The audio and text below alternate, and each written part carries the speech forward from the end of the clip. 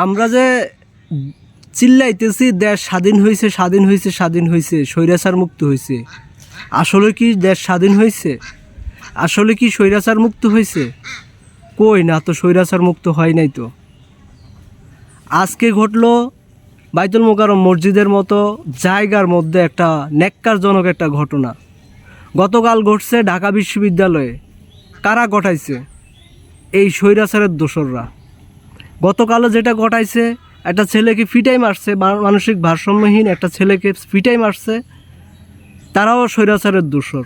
তারা একসময় ছাত্রলীগ করতো, পরে নাকি সমন্বয় কি নাকি আইসা যোগ দিছে, কিন্তু এরা মারছে। আর এই কাজগুলো করার ওরা খুবই ওস্তাদ, খুবই পারদর্শী। কারণ অতীতে আবরার পাহাদের মতো ছাত্রদেরও ওরা ফিটাই মারছে। ওরা কি, এটা কি আপনারা এখনও বুঝতে পারতেছেন না কি হইতেছে দেশটার মধ্যে? এটা অরাজকতা, মানে এটা বিশৃঙ্খলার মধ্যে আস্তে আস্তে নিয়ে যাইতেছে দেশটাকে। আপনারা মনে করেন আওয়ামী লীগ খুব সহজে ছাইড়া দিব সব কিছু? আওয়ামী লীগ সহজে ছাড়ব না। আওয়ামী লীগ সহজে ছাড়ার পাত্র না।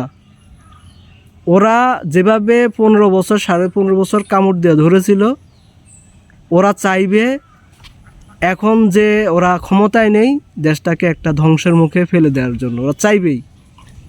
ওরা চাইবেই। সেই জন্য ওদেরকে প্রত্যেকটা জায়গা থেকে ওদেরকে বিতাড়িত করতে হবে, প্রত্যেকটা জায়গা থেকে।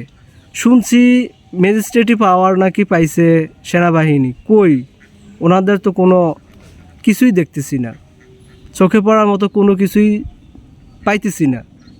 কবে থেকে ওদের কার্যক্রম শুরু হবে আমার তো কিছু বুঝে আসতেছে না।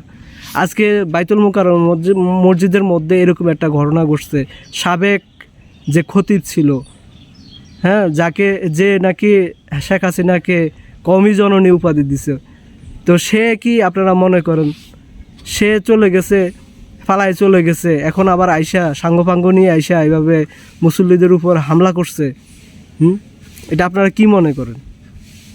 তার মানে ওরা এভাবে ছেড়ে যাবে না, ওরা একটা বিশৃঙ্খলা করবেই, প্রত্যেকটা জায়গাতে এভাবে বিশৃঙ্খলা করবেই। ভাই সাবধান।